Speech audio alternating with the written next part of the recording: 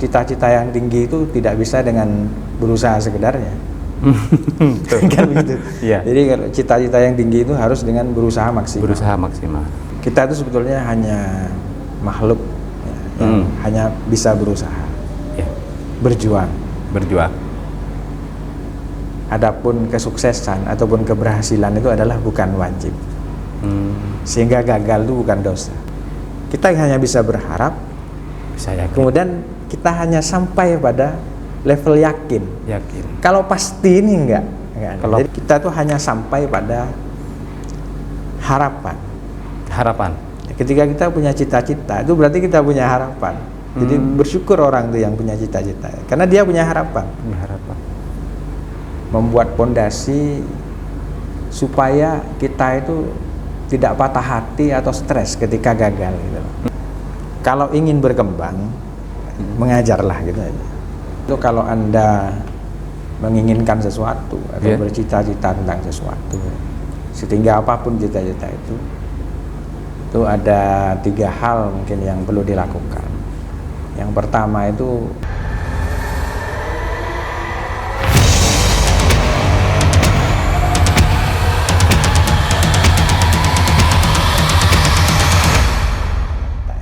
Assalamualaikum warahmatullahi taala wabarakatuh. Bismillahirrahmanirrahim. Alhamdulillah. Allahumma sholli ala sayyidina Muhammad wa ala ali sayyidina Muhammad. Bertemu kembali bersama kami di channel YouTube Santri Sarjana. Alhamdulillah, dalam kesempatan kali ini kita kedatangan bintang tamu yang tidak kalah spesial dan tidak kalah hebat dengan beberapa bintang tamu yang sudah hadir di channel YouTube kami. Beliau ini adalah salah satu tokoh besar yang ada di Kabupaten Probolinggo, tepatnya di Kota Karaksan. Setelah ini kita akan bincang-bincang dengan beliau. Beliau bernama Mr. Sugiono Pihadi. Assalamualaikum.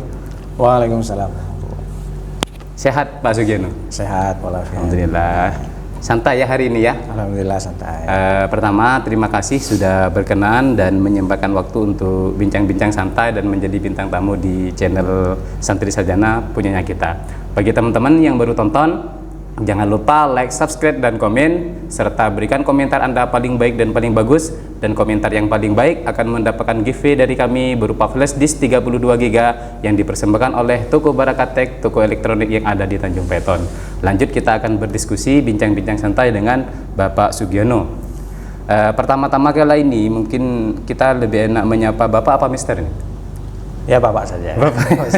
Kalau Mister itu terlalu. Iya. Tapi beliau ini adalah lulusan S3 Australia. Jadi mungkin lebih pas sebetulnya kalau di dunia akademik ya Mister ya. Tapi biar lebih familiar mungkin Bapak ya. Ya, Bapak. Tapi bukan saja. Mas ya. Enggak, Bapak saja. Bapak. Jadi mungkin pertama kita ingin tahu ini Bapak Sugiono, dari hal yang paling rendah dari Bapak Sugiono ini berupa latar belakang keluarga dan pendidikan. Dulu waktu masih kecil Pak Sugiono kayak apa sampai menjadi hebat seperti ini? Monggo Pak Sugiono. Ya, terima kasih Pak Zainul atas undangan ini.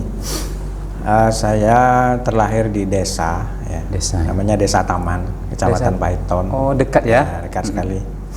Ya, dekat dengan Tanjung. Ya. Dekat dengan Tanjung. Saudara dengan Alas Tengah. Saudara dengan Alas Tengah. Ya. Yeah. Desa Taman, Kecamatan Paiton, ya kira-kira 50-an tahun yang lewat. Ya.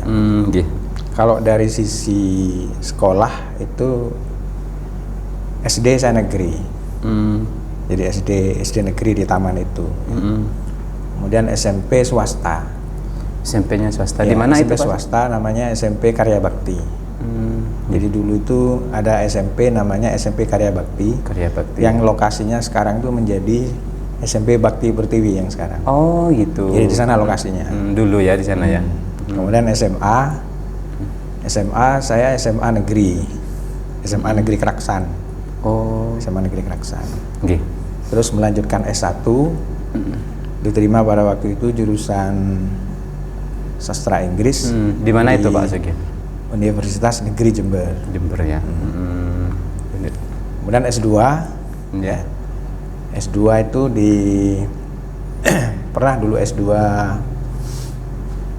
pendidikan bahasa Inggris di Unisma Malang. Unisma. Cuman tidak sampai selesai karena saya mendapatkan S2 lagi yang ke Australia itu Australia. itu tahun 2006 sampai dengan tahun 2008. Berarti S2-nya yang di Unisma ditinggal karena dapat beasiswa? Ya bukan karena dapat beasiswa, Iya. bahwa untuk mendapatkan beasiswa S2 ke luar negeri, kalau sebelumnya itu S2 maka diharapkan bahwa S2 yang sebelumnya itu boleh tidak dilanjutkan. Seperti Gitu. itu. Karena waktunya pada waktu itu waktu keberangkatan untuk S2 yang ke luar negeri itu bersamaan dengan belum selesainya saya di S2 sebelumnya gitu. Di S2 sebelumnya. Jadi seperti itu. Jadi tahun 2006 sampai 2008. Di Australia. Ya, di Australia. Itu di daerah Adelaide namanya, Australia Selatan. Australia Selatan. Jurusan bahasa Inggris ya, Pak? Bukan. Di sana bukan jurusan bahasa Inggris, tapi jurusan kalau istilah Inggrisnya itu Social Justice Education. Oh gitu. Pendidikan berkeadilan sosial. Jadi di sana itu ada pendidikan berkeadilan sosial. Kalau di Indonesia kira-kira apa di sana tidak ada Pancasila. Gitu. Kalau di Indonesia pendidikan apa mungkin itu, Pak? Itu masuk di yang mirip-mirip di sini. Itu masuk di ranah ini sosiologi pendidikan. Sosiologi pendidikan. Sosiologi pendidikan, kemudian masuk di pendidikan multikultural, masuk di dalamnya. Kemudian pendidikan pesantren juga insya Allah masuk karena termasuk membahas perspektif pendidikan berbasis masyarakat gitu. Masyarakat. Ya.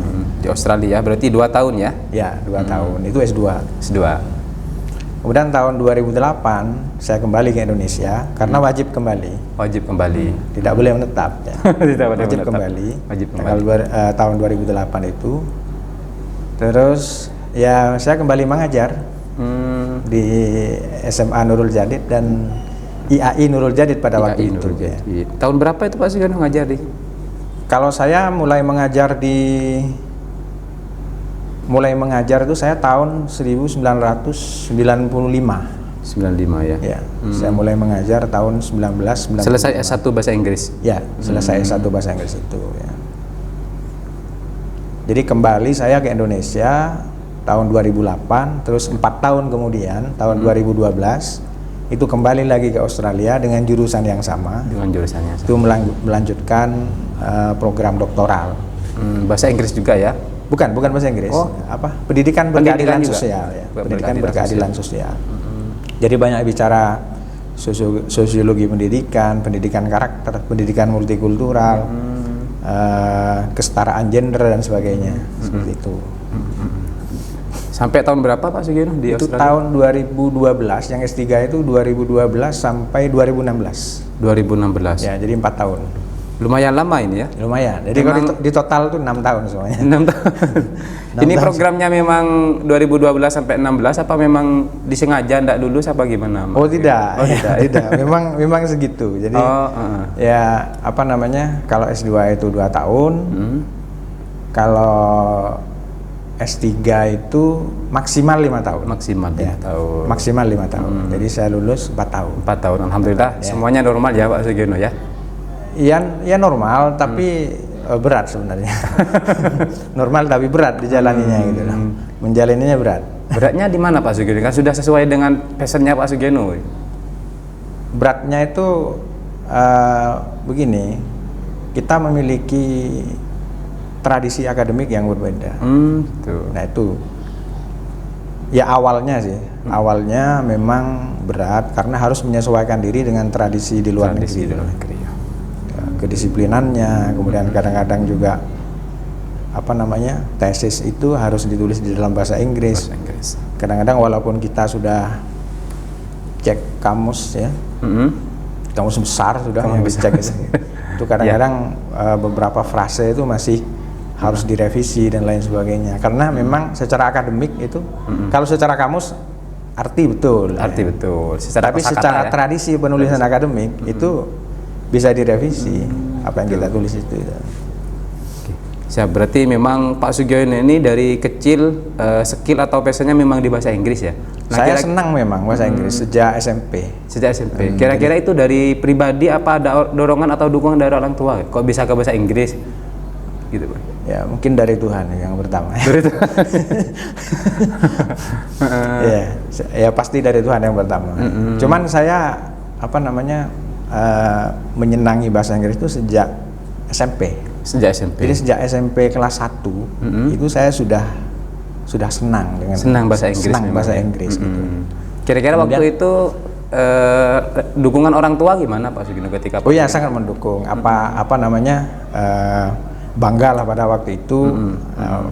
Pertama kali belajar bahasa Inggris di SMP itu di rumah saya sudah bisa mempraktekkan dengan orang tua gitu. Oh, bahasa Inggris ya? Ya. Berarti orang tua juga pendidik atau gimana Pak Sugiono? Ya, orang tua saya guru, ayah saya guru. Memang guru ya?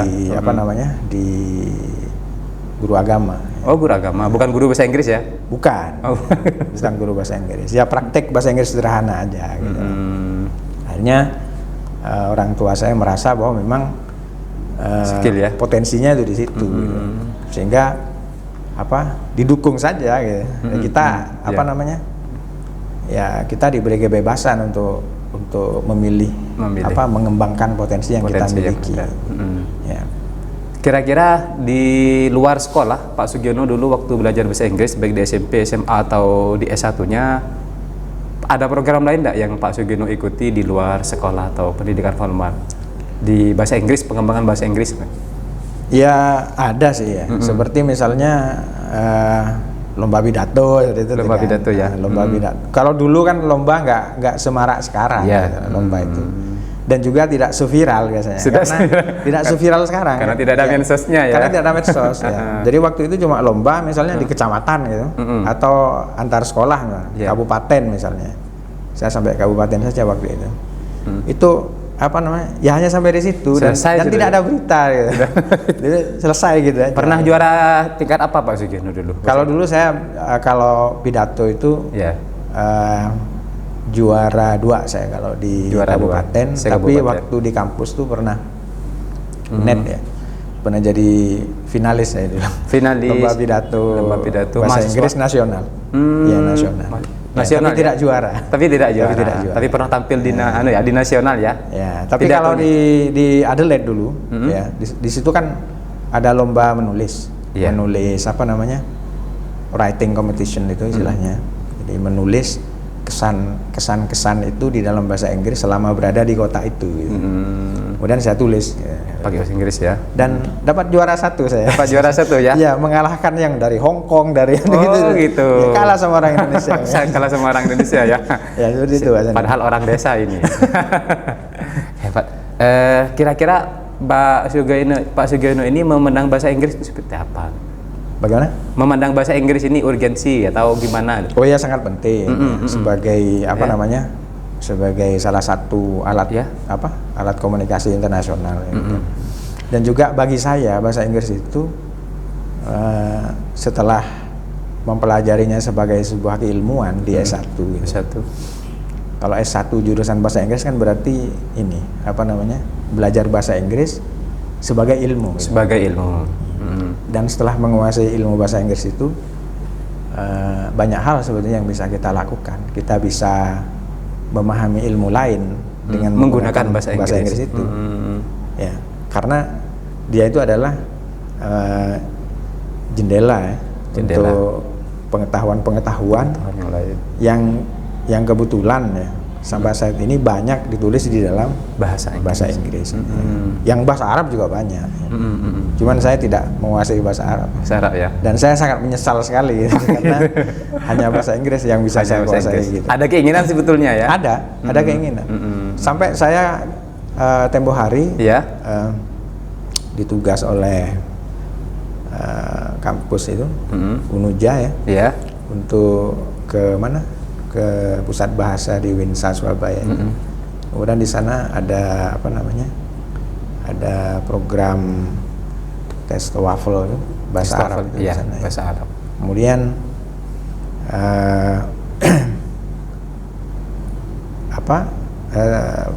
pihak pusat bahasa di sana itu memberikan 2 buku kepada saya. 2 buku. 2 buku bahasa Arab. Bahasa asing ya? Bahasa Arab. Bahasa Arab. Bahasa Arab ya. Kemudian dia mengatakan bahwa silahkan Bapak kalau ingin belajar gitu. Oh gitu. Cuman ya sampai saat ini saya belum saya buka. Belum dibuka. Karena belum ada kesempatan. Belum ada. Ingin sebetulnya saya kalau bahasa Arab ya ingin saya sangat sebagai tambahan penguasaan bahasa asing lain selain bahasa Inggris gitu. Selain bahasa Inggris. Kalau saya harus memilih itu bahasa Arab gitu. Bahasa yang baru yang mungkin perlu dipelajari lagi mungkin Pak Sugiono ya. Ya. Jadi teman-teman di sini seperti siapa? Pak Mualim itu. Ya, Ustaz Mualim ya, Kaprodi WPA ya. Sebetulnya saya sangat ingin belajar sama Pak Mualim itu tentang cara-cara belajar bahasa Arab yang cepat itu seperti apa gitu. Ya. Tapi saya sangat ingin tidak menggunakan ru'yah ya, karena ada ru'yah bahasa. Ya. Ada itu di Python ada itu Pak Sugiono. Ada. Memang ada seperti itu. Ya, itu pengalaman Pak Sugiono. Teman-teman, sebelum kita lanjut, kita tonton dulu pesan-pesan berikut ini.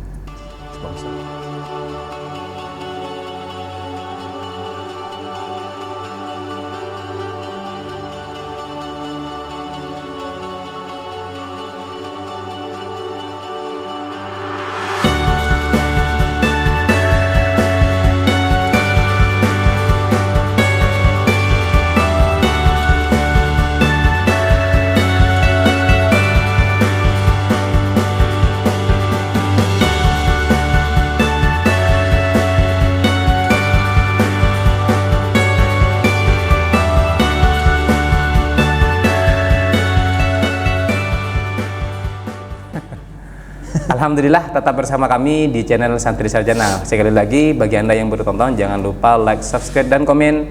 Berikan komentar terbaik Anda dan komentar yang paling baik akan mendapatkan giveaway dari kami berupa flash disk 32 GB yang dipersembahkan oleh Toko Barakatek, toko elektronik yang ada di Tanjung Python. Lanjut Pak Sugiono ya. Berarti setelah kita mengenal Pak Sugiono dari latar belakang keluarga, terus jenjang dan proses pendidikan, sekarang ini Pak Sugiono berprofesi sebagai apa Pak Sugiono? Ya, saya dosen, dosen pengajar di Universitas Nurul Jadid, ya, sejak tahun 1995. Jadi sudah lama sekali saya mengajar. Mulai 95 ya? Ya, mulai tahun 95. Kemudian di samping itu saya ditunjuk menjadi staf ahli rektorat. Sekarang ini sama 2 teman yang lain di sana. Kalau boleh tahu Pak Sugiono, bagaimana prosesnya Pak Sugiono? Ini kan latar belakang pendidikannya kan tidak ada yang di pesantren kayaknya. Kok bisa masuk ke pesantren gimana gitu? Ya, pertama alhamdulillah saya masuk pesantren ya, karena walaupun tidak punya intinya kasarnya itu tidak pernah mondok. Ya, tidak pernah mondok. Tapi kalau dibilang tidak pernah mondok, enggak juga. Ya. Oh, gimana? Pernah mondok apa gimana Pak Sugiono? Karena kalau di waktu S1 saya di Jember itu saya sempat mondok. Cuman tidak lama. Pondok di Jember ya? Iya. Pondok mahasiswa apa pondok pesantren itu Pak? Pondok pesantren. Pondok pesantren. Pondok pesantren Astra namanya. Jadi Asidik Putra kayak. Asidik Putra. Kiai Haji Ahmad Siddiq waktu itu. Oh, Kiai Ahmad Siddiq ya. Kiai Haji Ahmad Siddiq. Jadi beliau masih ada waktu itu.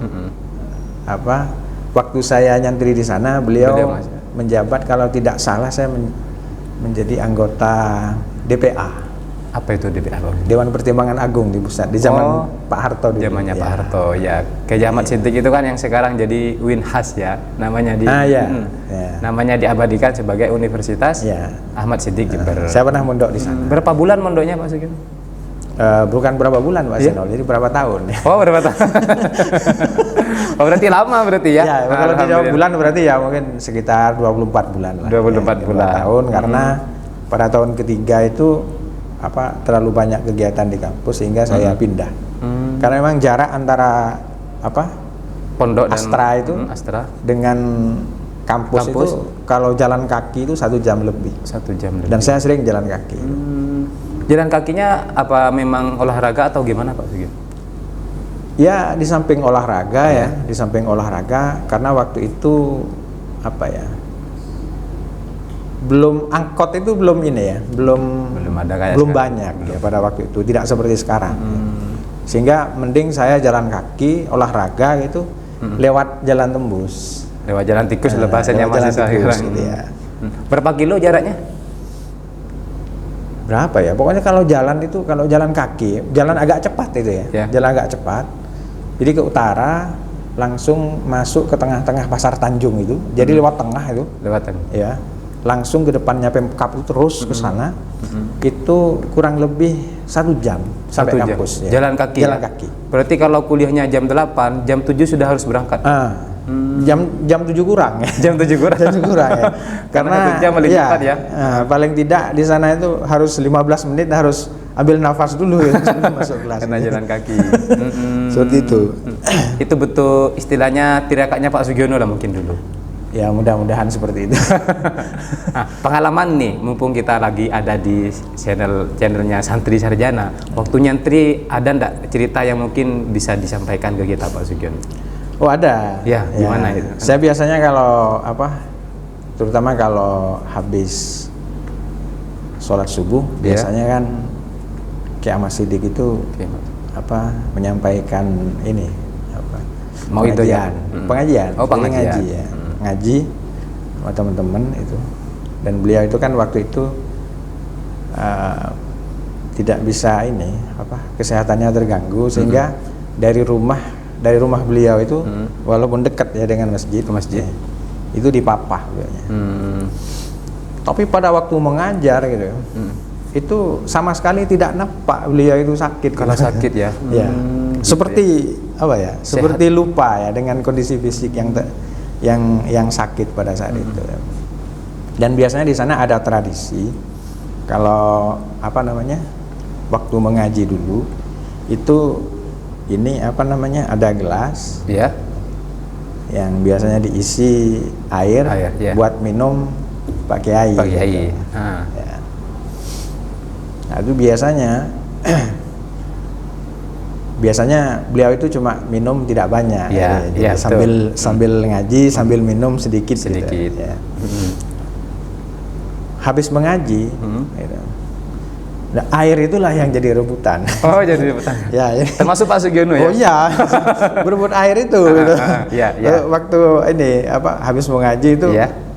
kadang-kadang ada temen itu yang mungkin Iya.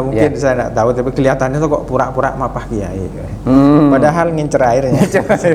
Jadi itu, jadi pengalaman yang sempat saya ingat. Pak Sugiono pernah kebagian ada air itu? Oh sering saya Sering. kebagian. Nah, Ya. berarti kan karena kalau sering ngaji- mapah saya. Oh, sering mapah termasuk Pak Sugiono. Apa keyakinan Pak Sugiono waktu itu terhadap air anggaplah bekas dari kiai gitu? Pak Sugiono kan latar belakangnya bahasa Inggris gitu ya, bukan ke agama, bukan ke aliran apa gitu. Yeah. Air itu gimana Pak Sugiono memandang? Ya. Memang jurusan saya bahasa Inggris. Iya. Tetapi waktu kecil hal-hal Ya. seperti itu tuh bukan sesuatu yang bukan sesuatu yang asing buat saya. Jadi orang tua saya itu kalau ketika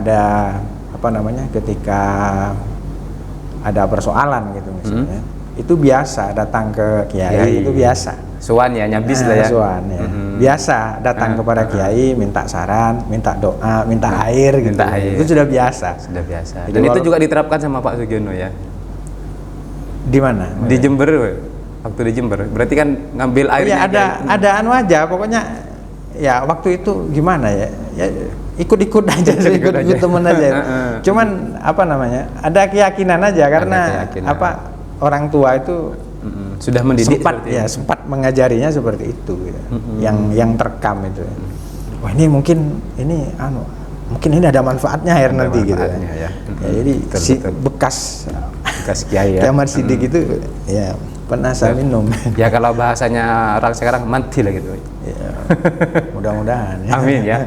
Dan mungkin ya barokahnya itu Pak Sugiono sampai 2 kali ke Australia mungkin. Ya. Ada pengalaman lain mungkin Pak Sugiono waktu nyantri di Yang saya ingat pondoknya itu, Mas yang saya ingat itu.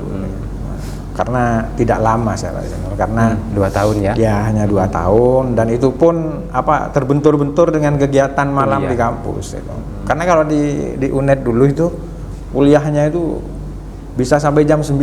9 malam. gitu. Ya. Mulai pagi ya? Kadang-kadang pagi itu ada, siang tidak ada, malam ada. Malam ada ya. Kuliahnya dulu.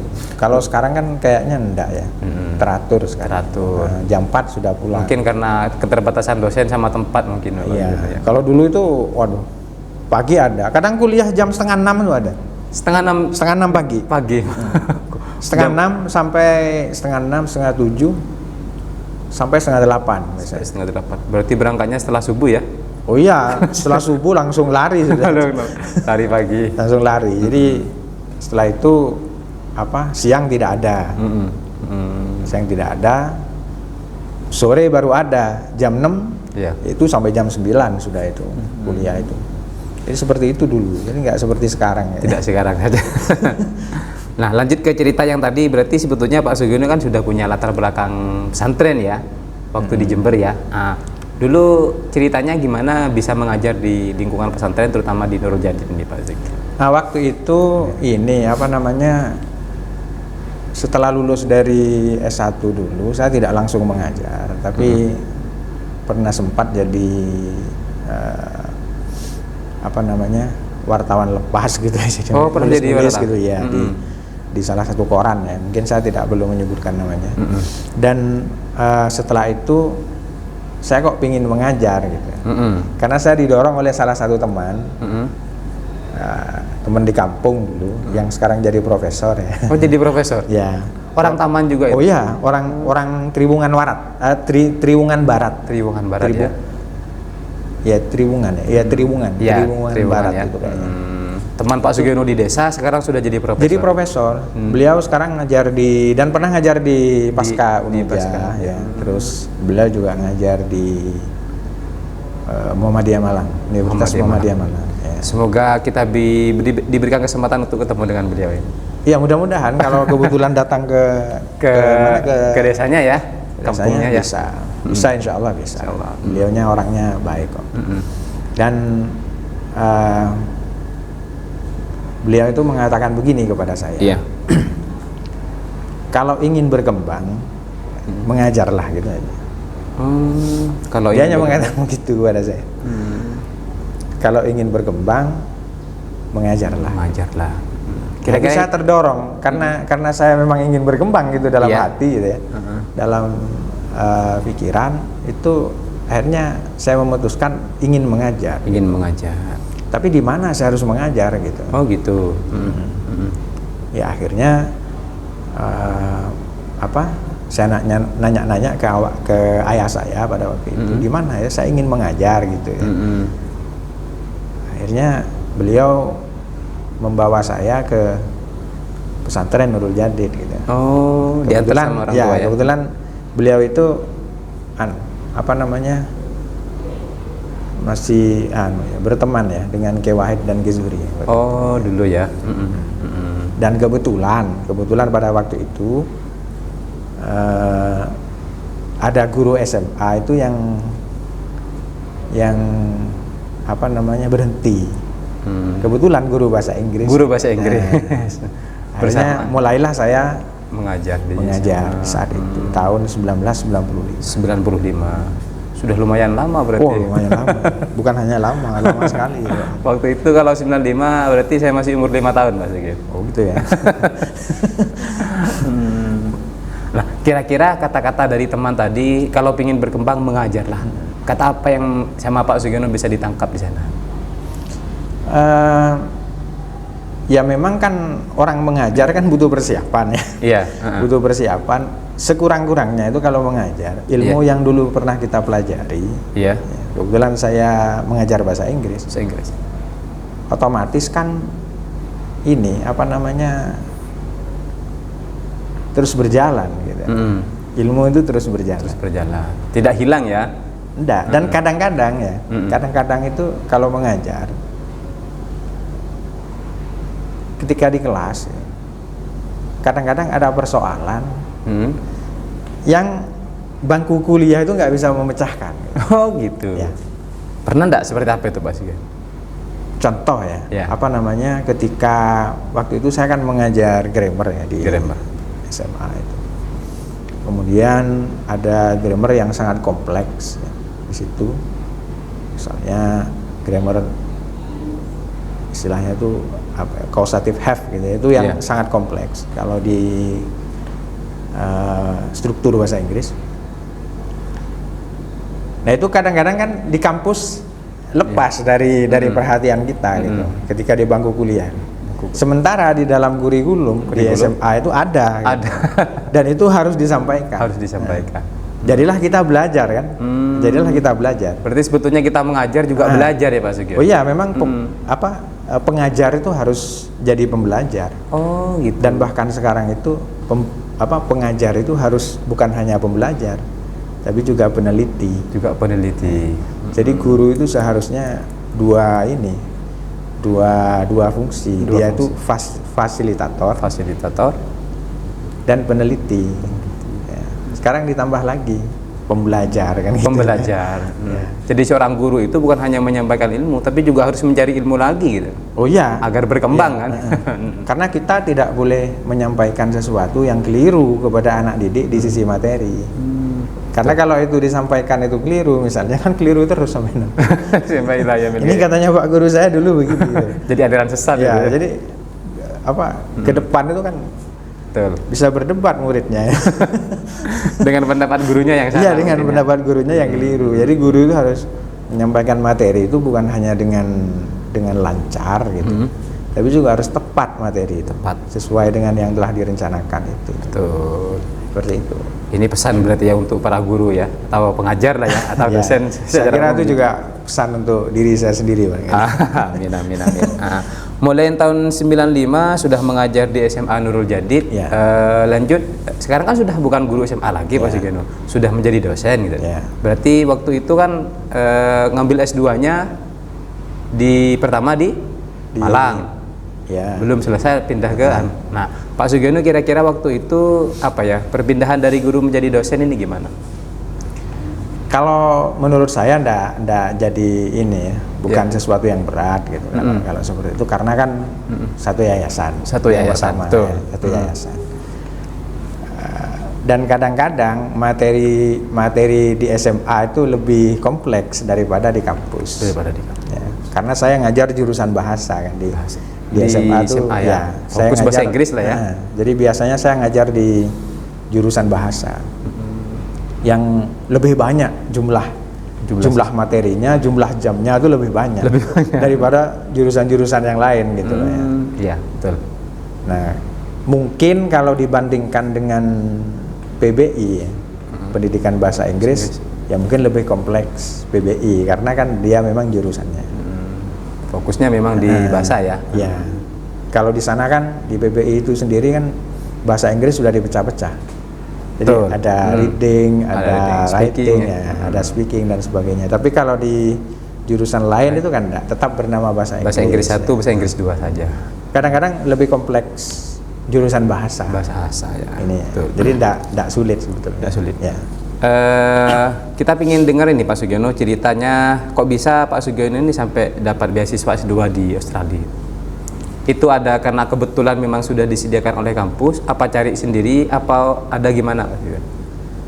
Apa memang ada cita-cita ingin kuliah di Australia? Enggak, saya dari kecil itu ya, dari SMP sampai S1 gitu. Saya tidak pernah bermimpi untuk ke luar negeri. Tidak pernah bermimpi? Nggak pernah.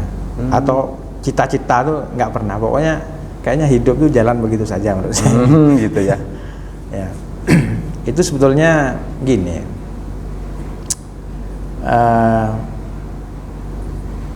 Itu bagian dari ini sebetulnya menurut saya. Kalau yang terjadi pada saya kaitannya dengan kuliah di luar negeri itu, kaitannya dengan perjalanan hidup. Perjalanan hidup. Ya. Dan kemudian pada waktu itu saya bertemu dengan orang Australia. Di mana itu Pak? Waktu di Malang ya? Enggak, di Nurul Jadid. Di Nurul Jadid. Saya bertemu dengan Bapak Alistair pada waktu, Alistair Welsh dan Ibu Julian pada waktu itu, dan dia kebetulan mereka ditempatkan di sini di SMP Nurul Jadid pada waktu itu. Itu dalam program namanya AVI, jadi Australian Volunteers International gitu. Disingkat AVI. AVI. Ya, disingkat AVI. Awal mula saya berkenalan dengan mereka itu. Dan saya ini kesempatan gitu. Ini kesempatan saya untuk praktek bicara bahasa Inggris. Praktek gitu, bahasa Inggris dengan natif asli ya? Ya, mereka kan natif ya. Mereka natif dari Australia. Terus saya setiap kali ketemu saya berbicara bahasa Inggris. Kemudian salah satu di antara beliau itu mengatakan begini, saya bisa membantu Bapak untuk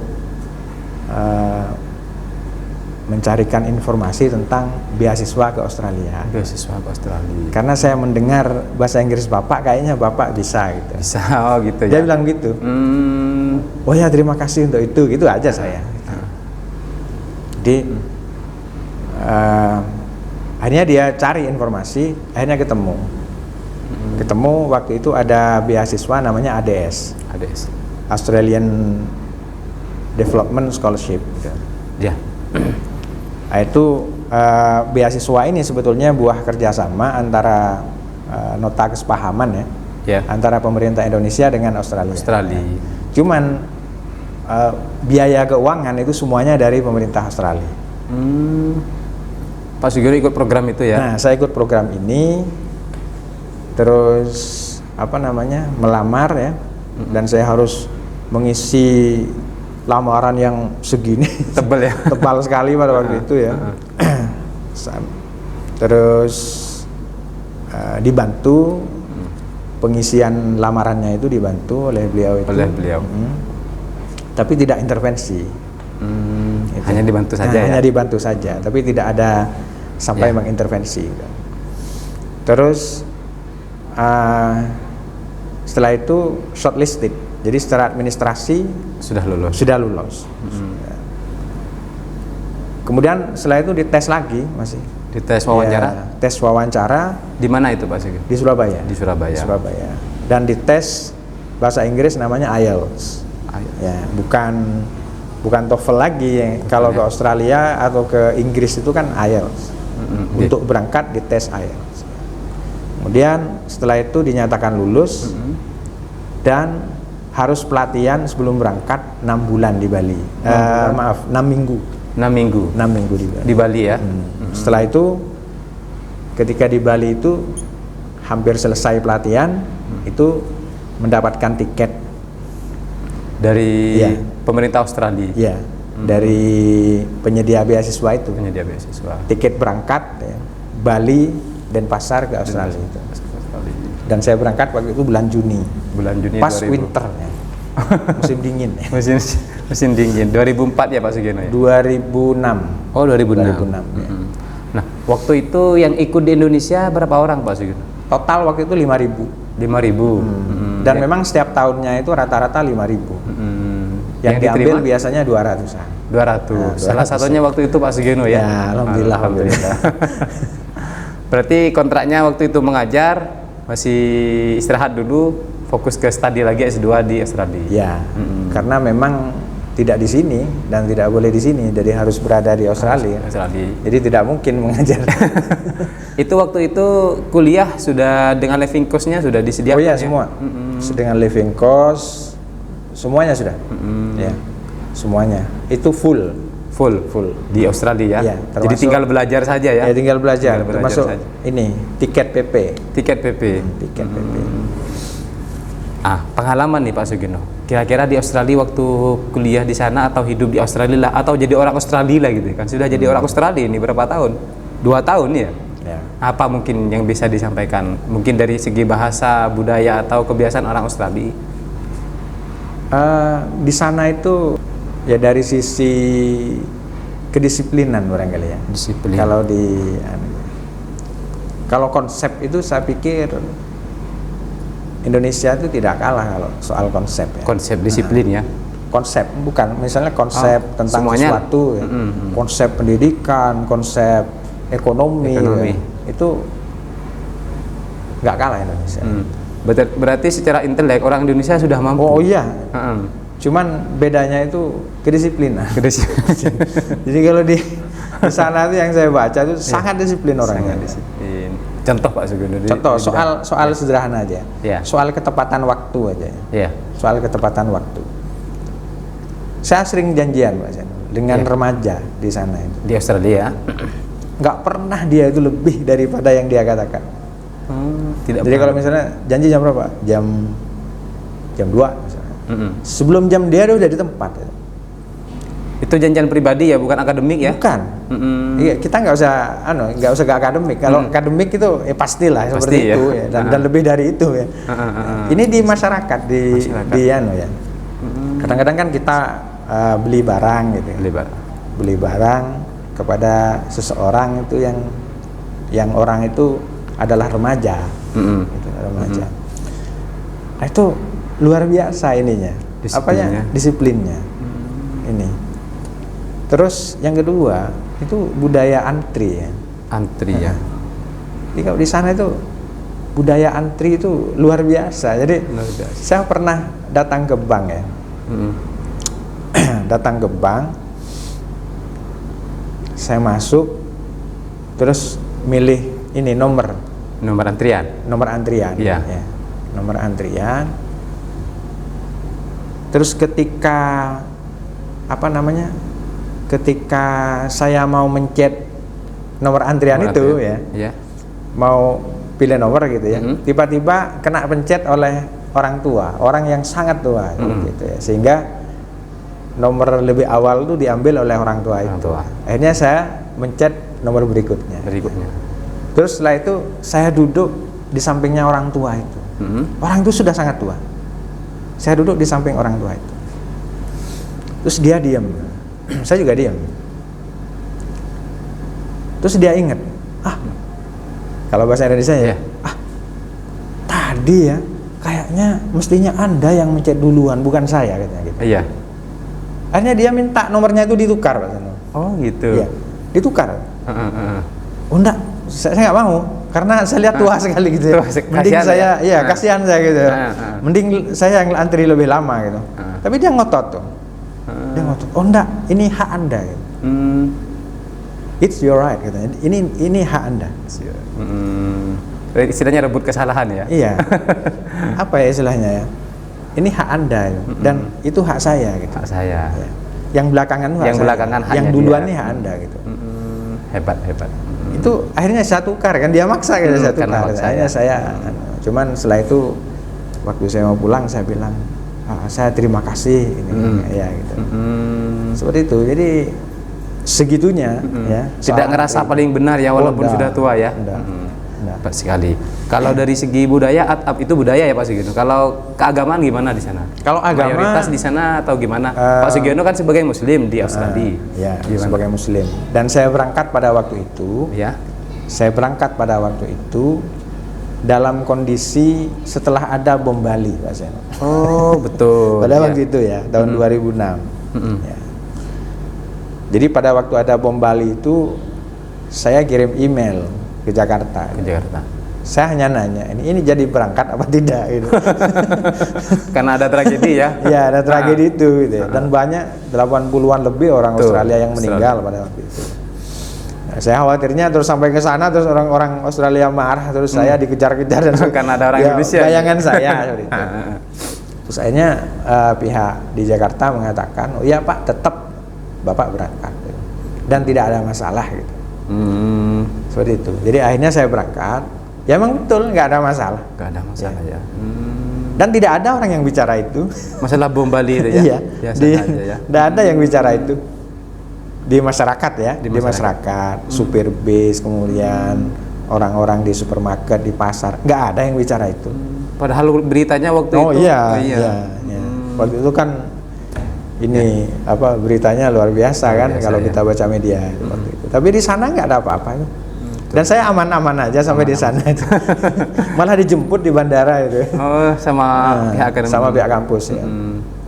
Jemput. Bukan dikira teroris ini ke Australia. Waktu itu berapa orang dari Indonesia yang ke Australia Pak Sugiono? Waktu itu 200 ya. 200 tapi yang kumpul dengan Pak Sugiono berapa orang? Saya tidak tahu pasti jumlahnya ya kalau ini ya, cuman lumayan banyak kalau di Flinders, ya, di Flinders University pada waktu itu. Ya.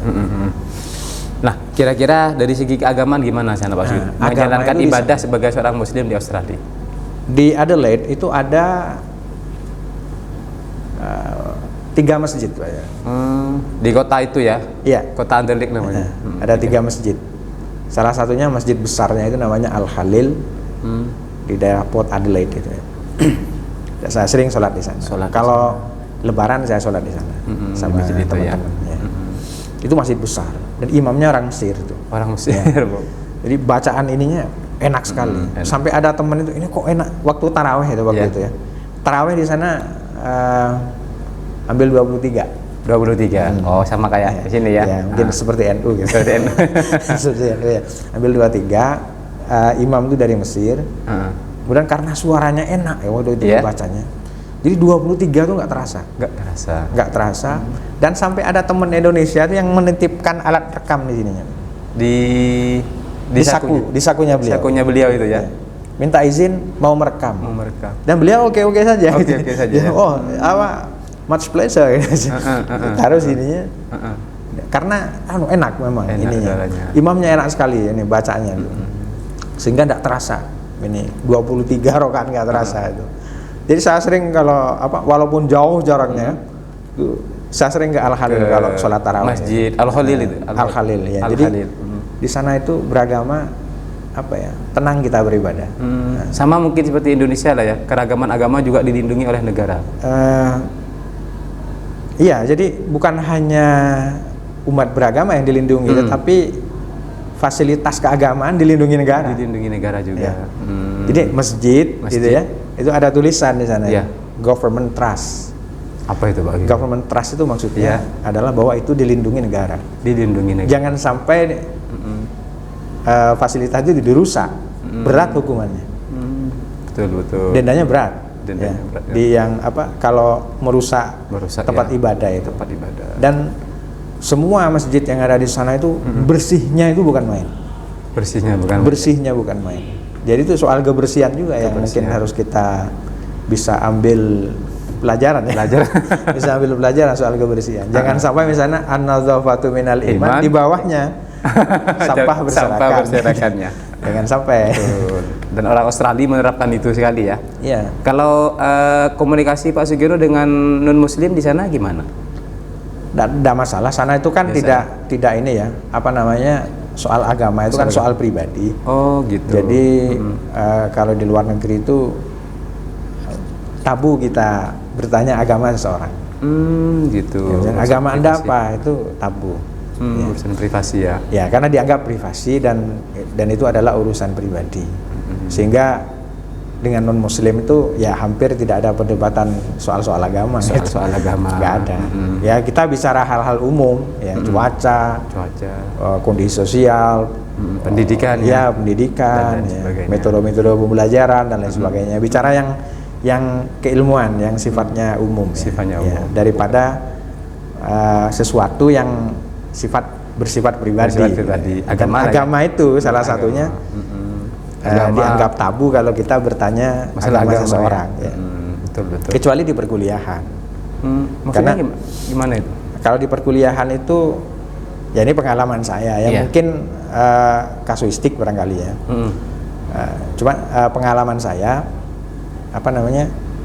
saya pernah menempuh mata kuliah itu Education and Religion, jadi pendidikan dan agama. Yang ngajar ateis. Oh gitu. Ya.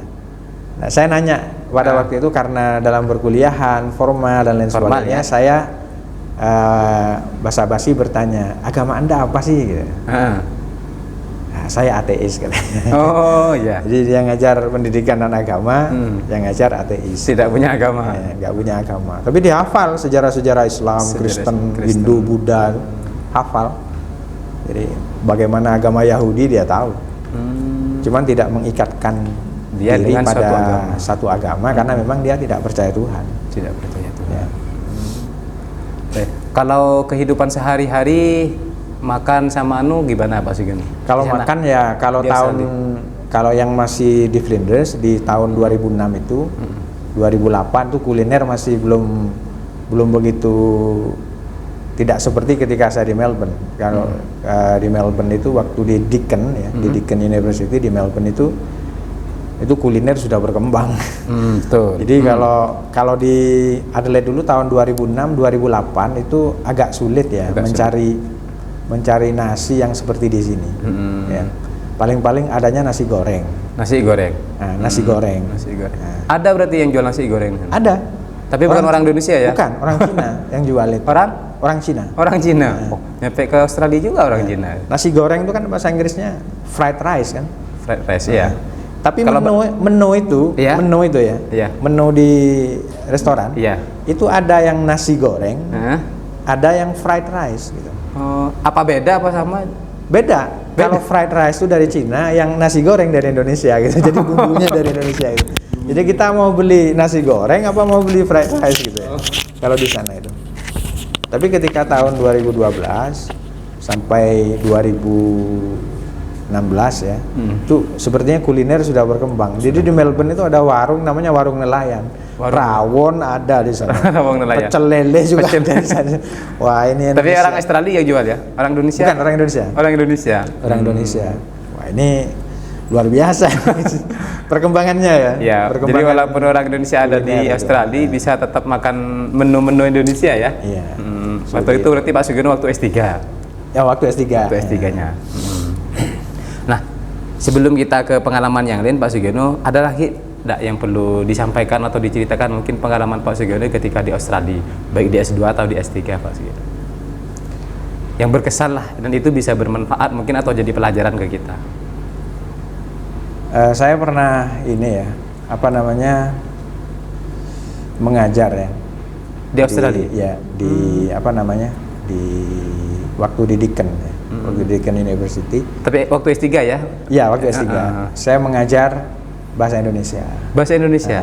Di sekolah atau di kampus itu? Di kampus. Di kampus. Di kampus dan juga pernah menatar ya, menatar guru-guru bahasa Indonesia. Ya. Orang Australia. Orang Australia. Oh gitu.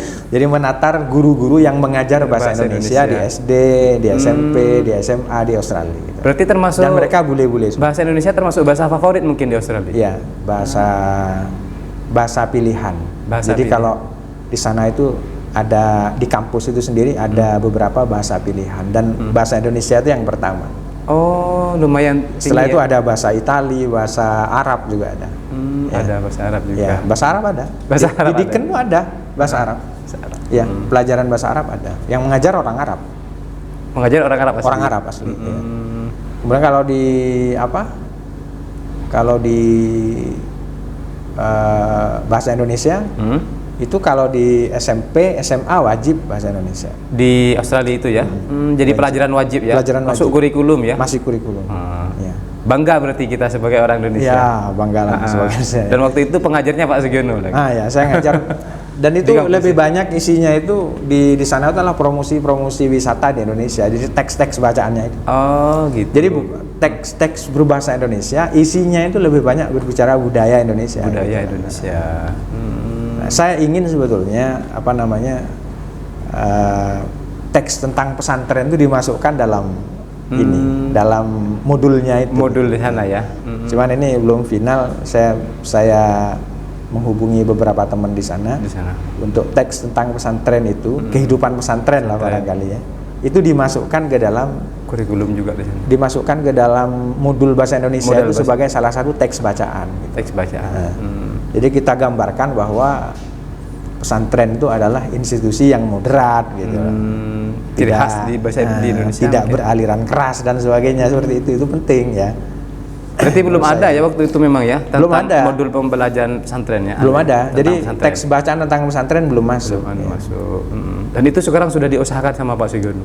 Saya berusaha menghubungi beberapa teman yang mengajar bahasa Indonesia itu untuk memasukkan teks tentang pesantren. Tentang pesantren. Pesantren live lah kira. Pesantren live. Kehidupan pesantren di dalam modulnya itu di menjadi salah satu teks bacaan bahasa Indonesia ya. Kan berbahasa Indonesia kan? Ya, berbahasa Indonesia. Kemudian dikemas dengan bahasa Indonesia yang sederhana supaya mereka mudah memahami gitu. Tapi isinya itu adalah kehidupan pesantren. Tapi yang isinya itu yang apa ya, moderasi beragama gitu loh. Moderasi beragama. Seperti itu. Kita doakan saja semoga usahanya Pak Sugiono ini Ya, berhasil. mudah-mudahan di-proof ya sama ya. teman. Karena pesantren itu kan termasuk kearifan lokal yang ada di Indonesia mungkin Pak Sugiono ya. Lembaga tertua tertua dan historis ya. Berarti Pak Sugiono pengalaman yang juga berharga, pernah mengajar di Australia sebagai dosen bahasa Indonesia. Dosen bahasa Indonesia. Lama saya mengajar itu, dosen bahasa Indonesia itu. Dan menatar juga dosen bahasa Indonesia. Pada waktu itu saya bertanya ya kepada salah satu peserta. Ya. Saya bertanya begini, jam karet itu bahasa Inggrisnya apa? Gitu. Ya, kan saya nggak ngerti apa sih jam karet itu, bahasa Inggrisnya kan apa? Iya. Gitu. Karena jam dan karet kan beda ya. Iya. Tapi jadi istilah. Jadi istilah kan, jam karet itu apa itu? Saya nanya kan kepada pembicara asli pada waktu itu, apa jam karet itu bahasa Inggrisnya? Terus mereka bingung semua itu. Tapi dia paham maksud saya gitu kan. Yeah. Mereka paham karena mereka bagus bahasa Indonesianya. Jadi istilah-istilah seperti itu dia paham. Maksud saya dia paham tuh. Apa yang saya maksud dengan jam karet. Tapi dia bingung bahasa Inggrisnya apa. Gitu. Terus dia salah satu mengatakan, saya kira tidak ada bahasa Inggrisnya. Loh, kok bisa tidak ada? Saya gitu ya. Ya karena kami tidak melakukan itu katanya. Oh betul. Itu, ya. Karena bahasa itu kan muncul dari budaya ya. Jadi kalau sesuatu itu sudah membudaya, biasanya akan muncul istilahnya kan gitu. Berarti karet itu bisa enggak bisa hilang jam karet. Ya. Karena sudah membudaya kan. Sudah membudaya ya. Akhirnya muncul istilah Akhirnya itu. muncul istilah bahasanya. Alhamdulillah. Sebelum kita lanjut, kita tonton dulu pesan-pesan berikut.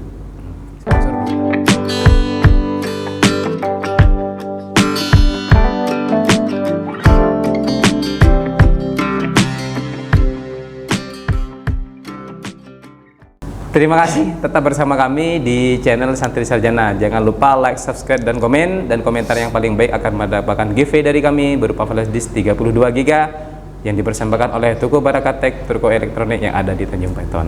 Setelah kita menyimak pengalaman beliau, pribadi beliau, terutama ketika pengalaman studi atau belajar di mana? Di Australia dan menjadi pengajar di Pondok Pesantren Nur Jadid, tepatnya sekarang di Universitas Nur Jadid. Kita ingin tahu sekarang aktivitas beliau di masyarakat. Nah, Pak Sugiono kan jadi dosen ini di Nur Jadid, sudah menjadi staf khusus rektor ya. Orang sedikit cuma di bawahnya rektor berarti.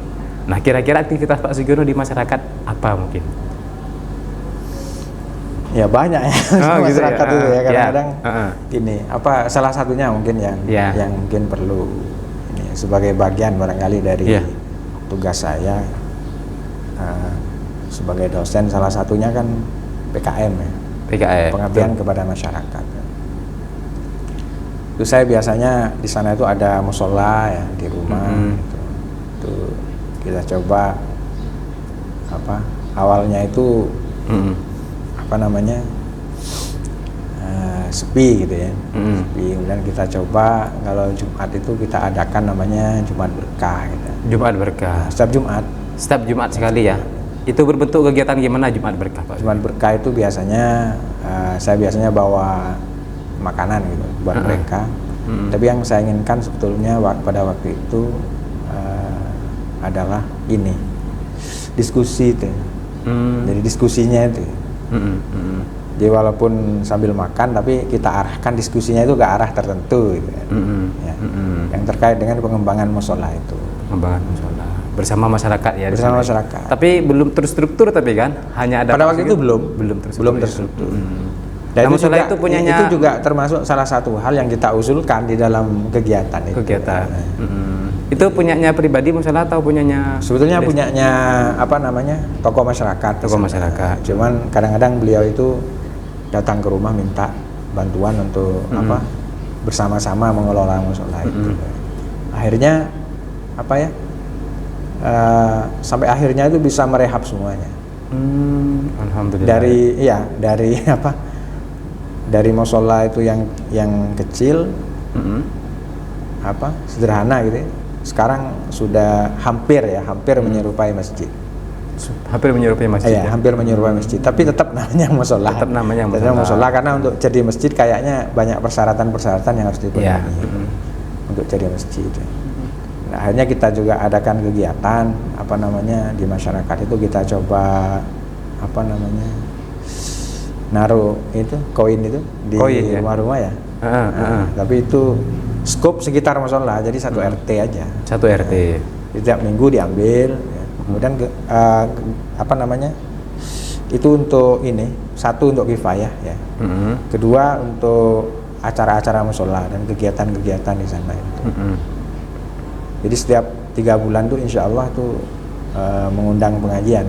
Melaksanakan kegiatan pengajian, santapan rohani lah buat masyarakat ya. Di samping kegiatan rutin Selasaan itu, malam Selasa biasanya ada kegiatan itu. Ya. Di samping itu juga ada kalau setiap seperti kalau bulan Maulid gitu. Ya. Itu juga ada dulu sebelum pandemi ada lomba-lomba. Oh, ada kegiatan. Ya, waktu pandemi ini kayak terhenti gitu ya. Terhenti kegiatan-kegiatan itu. Seperti setelah pandemi itu seperti mulai lagi. Pasca mulai lagi. Dan sekarang ini kegiatan 17-an juga sudah mulai lagi. Dilaksanakan oleh musola itu ya. Ada. Ya, kalau keagamannya biasanya dipasrahkan pada musola. Tapi kalau kegiatan umum seperti lomba lomba 17-an misalnya tenis meja itu yang berperan RT RW itu kan. Yang seperti itu. Tapi itu Pak Sugiono terlibat di sana ya. Oh iya, kadang-kadang inisiator. Sudah terbentuk struktur organisasi kalau sekarang sudah. Jadi kalau dulu tuh masih ada katanya tidak tertulis dan job description-nya nggak jelas. Nah sekarang kita coba pengurus itu punya job description dan memastikan bahwa masing-masing individu itu paham apa yang harus dikerjakan. Tugasnya masing-masing. Ya, jadi ketua ini, sekretaris ini. Ya. Itu remaja musola ya? Remaja musola atau remaja ada. Jadi kalau malam Selasa itu biasanya berkumpul dalam kegiatan rutinan Selasaan itu biasanya baca Yasin dan tahlil itu. Dan juga per 3 bulan itu mengundang kiai mubalik untuk menyampaikan tausiah ya. Per 3 bulan biasanya. Ya dari dana umplung koin itu yang disebarkan. Itu kan sebetulnya terinspirasi dari NU ya. Koin NU ya. Koin NU itu. Tapi karena di sana kopnya musola hanya sekitar RT itulah. Ya di RT itu saja. Ya, di RT itu saja. Jadi per minggu ya, tiap minggu hari Senin biasanya. Hari ini kan Senin ya. Yeah. Nah, nanti ini biasanya ada yang mengumpulkan itu koin itu. Ada petugasnya malam, ya? Iya, nanti malam bertemu, kemudian baca Yasin dan tahlil dan kadang-kadang istighosah. Terus setelah itu ya, dibuka bersama, makan bersama. Itu menjadi inisiatifnya Pak Sugiono atau ada dorongan dari masyarakat untuk dibentuk seperti itu atau gimana? Awalnya itu adalah ya saya punya keinginan awalnya gitu, punya keinginan gimana ya caranya memberdayakan masyarakat ini gitu. Tapi kemudian Ustadz yang dekat musola itu minta tolong juga gitu. Minta tolong. Jadi kayak nyambung gitu ya. Connect akhirnya ya jadilah termasuk ini insya Allah mungkin ya kalau Allah mengizinkan barangkali ini kami akan melaksanakan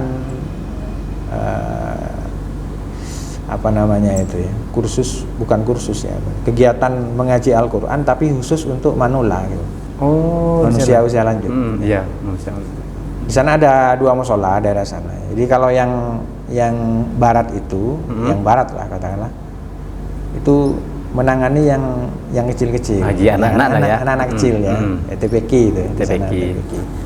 Jadi yang manula ini yang ingin belajar itu kok sebenarnya tidak ada yang menangani. Jadi kita coba untuk memfasilitasi kegiatan itu. Jadi belajar mengaji bersama-sama bagi usia lanjut yang ngajinya belum lancar atau belum bisa ngaji. Belum bisa ngaji. Kita coba, insya Allah mungkin. Itu jadi program rencana ya? Ya, ini rencana kayaknya. Karena belum berjalan. Semoga terrealisasi ya. Ya, mudah-mudahan. Amin. Karena itu termasuk dari PKM-nya Pak Sugiono sebagai dosen di sini. Ya, secara formal seperti itu. Secara formal ya. Secara Tapi formal. walaupun tanpa ikatan PKM kan itu sebagai pengabdian Pak Sugiono mungkin di masyarakat ya. Ya, sebagai apa namanya ya? Panggilan aja. Panggilan nurani. Panggilan hati aja. Panggilan hati. Panggilan hati aja maksudnya gitu. Ya, bahasa kerennya gitu sekarang. Tapi yang terpenting tuh bagi saya itu mereka mau belajar aja, kami udah sangat senang gitu. Mau belajar. Dulu pernah ya. Cuman karena Covid dan lain-lain itu sempat terhenti. Dulu pernah. Sudah berjalan. Sudah pernah berjalan. Sudah pernah berjalan. Ini sebetulnya apa ya? Karena terhenti oleh banyak hal ya, termasuk Covid kemarin. Ya. Akhirnya seperti kita mulai lagi. Start dari awal ya. Ya. Selain beraktivitas di musola itu, Pak Sugiono di masyarakat ada kegiatan sosial lagi enggak? Aktif di organisasi apa gitu? Kalau saya sih di NU ya anggota aja. Kemarin ada pemilihan, pemilihan ketua ranting ya kalau di sana. Ketua ranting biasanya. Iya, ketua ranting di desa. Ya. Itu saya termasuk yang diundang waktu itu. Cuman waktu itu saya berhalangan hadir karena sakit saya waktu itu.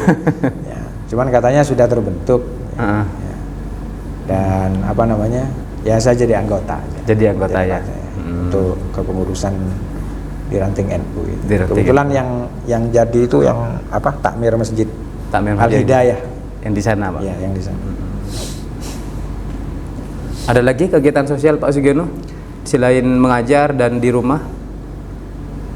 Menulis mungkin ada karya yang sudah bisa di. Oh ya, ada kemarin sih ada buku Social Justice in Education itu. Ya kalau jurnal itu setiap semester ada. Karena wajib ya ada kewajiban BKD itu. Akhirnya menulis ya. Ya sebetulnya saya termasuk orang yang yang nakal untuk menulis. Oh gitu. Termasuk orang yang nakal untuk menulis. Sebetulnya ingin ya. Ingin saya membuat buku tentang ini sebetulnya pendidikan, kurikulum itu yang lengkap gitu maksudnya. Yang lengkap tentang pendidikan, kurikulum dan pedagogi yang memiliki perspektif yang lengkap gitu maksudnya. Saya ingin. Sudah dimulai apa masih rencana niat? Masih ingin. Oh, masih ingin ya. Masih ingin ya. Tapi kalau ininya ada, draftnya sudah ada. Draftnya ada. Maksudnya outline ya. Outline-nya sudah ada. Jadi bab 1 mau diisi apa, bab 2 itu sudah ada. Tapi belum dituangkan ke bentuk tulisan. Sebagian sudah. Jadi di bab 1 sudah kayaknya. Di bab Semoga 1 segera. Biar bab bisa 1 sudah mulai ditulis. Alhamdulillah. Berarti yang penting kan mulai dulu. Ya itu. Terakhir sekali mungkin ini Pak Sugiono, karena kita di sini berada di channelnya santri dan sarjana gitu. Kira-kira pesan apa yang mungkin bisa Pak Sugiono sampaikan kepada teman-teman santri yang sudah pulang dari masyarakat atau teman-teman sarjana yang sudah lulus lalu pulang ke masyarakat? Ya apa ya? Ya. Jadi gini, kalau menurut saya itu kalau Anda menginginkan sesuatu atau bercita-cita tentang sesuatu, setinggi apapun cita-cita itu ada 3 hal mungkin yang perlu dilakukan. Yang pertama itu berusaha maksimal. Berusaha maksimal. Iya. Jadi bukan cita-cita yang tinggi itu tidak bisa dengan berusaha sekedarnya. Kan begitu. Iya. Jadi kalau cita-cita yang tinggi itu harus dengan berusaha maksimal. Berusaha maksimal. Kemudian berdoa maksimal. Berdoa maksimal ya. Berdoa maksimal. Berusaha maksimal, berdoa maksimal. Kalau kita memiliki cita-cita itu. Kemudian yang ketiga itu adalah membuat pondasi supaya kita itu tidak patah hati atau stres ketika gagal gitu. Nah itu harus siap itu ya. ya harus siap. Jadi kadang-kadang orang itu tidak siap yang ketiga. Ya, tidak siap Sehingga gagal. ketika dia gagal, frustrasi. Patah hati, stres dan lain sebagainya. Jadi orang itu kadang-kadang ada orang itu yang walaupun dalam tekanan dia tenang gitu. Tetap bertahan. Tapi kadang-kadang di pihak orang lain ya dalam tekanan malah gelisah. Itu kan soal ini ya, manajemen self management ya, soal manajemen diri. Manajemen diri. Itu saya pikir yang perlu di apa namanya dilakukan oleh seorang santri yang sudah pulang ke masyarakat ya, harus punya ini ya. Tentunya kan studi di pesantren atau studi di perguruan tinggi penerapannya kan tetap ketika pulang gitu Mas. Ya. Harus punya 3 hal ini. 3 hal itu. Karena yang namanya cita-cita itu kan nggak pernah berakhir. Tidak ada cita-cita itu yang kemudian selesai begitu. Apa maksudnya? Tidak ada orang itu yang memiliki satu cita-cita itu nggak ada. Satu cita. Maksudnya gimana? Maksudnya gini. Ya. Cita-cita itu terus ada kok pada diri seorang selama dia hidup. Dia pasti punya keinginan, punya cita-cita, punya harapan dan lain sebagainya. Berarti cita-cita itu tidak ada puncaknya ya? Nggak ada. Menurut saya nggak ada gitu loh. Jadi misalnya ketika kita sekolah ya. Ketika sekolah, saya ingin jadi guru. Kita jadi guru. Iya. Dan di saat jadi guru kan kita punya cita-cita yang lain. Cita-cita lah. Saya ingin menikah. Kemudian kita menikah. Kan ada lagi cita-cita. Berarti yang belum menikah suruh menikah itu. Jadi kapanpun Anda punya cita-cita itu, cita-cita apapun, dan setinggi apapun, itu jangan lupa 3 hal itu. 3 hal. Ya, berusaha maksimal, berdoa maksimal, dan harus punya apa namanya manajemen pengelolaan diri supaya tidak stres. Tidak stres. Berarti pendapatnya Pak Sugiono ini sebetulnya cita-cita itu bukan puncak, tapi perjalanan menuju cita-cita berikutnya. Betul, karena kan ketika selesai cita-cita yang satu kan ada cita-cita yang berikutnya. Ada cita-cita yang lain. Betul. Dan kita itu sebetulnya Pak Zainul ya, kita itu hanya sampai pada harapan. Ketika kita punya cita-cita itu berarti kita punya harapan. Jadi bersyukur orang itu yang punya cita-cita, karena dia punya harapan. Jadi kita itu sebetulnya hanya bisa berharap sebetulnya. Dan yakin gitu loh. Gitu aja. Betul. Kita hanya bisa berharap, bisa yakin. Kemudian kita hanya sampai pada level yakin. Kalau pasti ini enggak. Kalau pasti enggak. Jadi kita hanya bisa berharap dan bisa berkeyakinan ya. Kalaupun berdoa dengan penuh keyakinan, hanya sampai di situ. Tapi kita tidak bisa memastikan. Karena kepastian itu wilayah Allah. Kepastian wilayah Allah. Jangan hanya karena kita itu yakin, lalu kita bisa memastikan sesuatu. Padahal sebetulnya kita yakin, tapi kita sudah berani memastikan. Bahaya itu ya. Kita hanya yakin bahwa orang ini masuk neraka, tapi kita sudah bisa memastikan bahwa orang itu neraka gitu loh. Nggak bisa. Karena kepastian itu milik Allah. Kita tuh hanya bisa berharap dan hanya bisa berkeyakinan. Gimana bahasa Inggrisnya itu Pak Sugiono? Waduh. Kalau bahasa Arabnya al-insanu bitafkir wallah bitaqdir. Jadi manusia hanya bisa berusaha, Allah yang menentukan. Kalau bahasa Inggrisnya gimana itu Pak? Nanti di translate di Google. Ya, minimal kita harus punya keinginan dan punya cita-cita ya. Terutama bagi yang belum menikah ya harus punya keinginan untuk menikah gitu. Iya, cuman kita hanya sampai pada yakin. Hanya sampai pada aspek yakin gitu. Saja. Berharap dan hanya sampai pada yakin gitu. Tidak pasti. Kalau memastikan nggak bisa. Itu wilayah Allah memastikan itu. Karena kita sebagai orang yang beragama, cuman kadang-kadang kan kita ini hanya karena yakin kita tuh bisa memastikan. Ini kan keliru ya. Kelewat finish ya. Iya. Berarti kita mau jadi Tuhan. Siap, menarik sekali itu. Ada lagi mungkin Mas Sugiono yang perlu disampaikan ke para penonton di channel Santri Sarjana ini? Ya begini ya, apa namanya, kita itu sebetulnya hanya makhluk yang hanya bisa berusaha, berjuang. Adapun kesuksesan ataupun keberhasilan itu adalah bukan wajib. Sehingga gagal itu bukan dosa. Gagal. Kan gitu ya. Iya. Jadi kita hanya bisa berjuang, kita hanya bisa berusaha gitu.